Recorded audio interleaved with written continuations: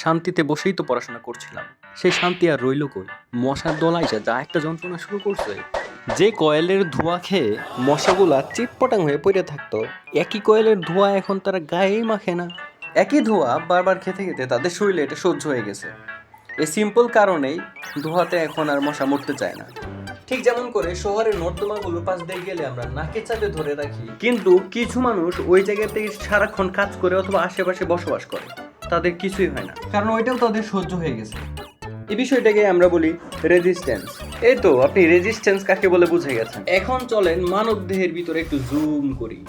দেহের ভিতর টুনি tiny little অনেকগুলো জীব দেখা যায়, যেগুলো কোনোটা ভাইরাস কোনোটা ব্যাকটেরিয়া। জুম করে দেখলে এদেরকে ভয়ঙ্কর লাগলেও এদের অনেকে কিন্তু আমাদের শরীরের জন্য অনেক বেশি উপকারী।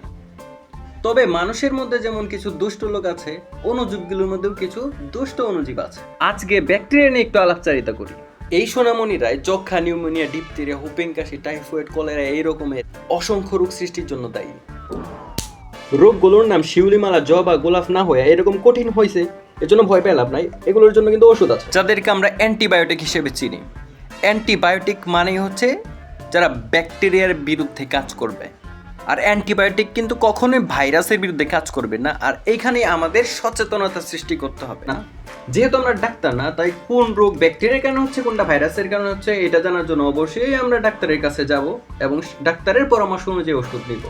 এখন তাইলে চলেন পূর্বের আলাপে চলে যাই, যেখানে আমরা বলেছিলাম মশা কিভাবে রেজিস্ট্যান্স তৈরি করছে কয়েলের বিরুদ্ধে। ঠিক এরকমভাবে অতিরিক্ত এবং অসচেতনভাবে অ্যান্টিবায়োটিক ব্যবহার করলে ব্যাকটেরিয়াগুলো অ্যান্টিবায়োটিককে তাদের শরীরে মানিয়ে নেয় বা খাপ খাইয়ে নেয়।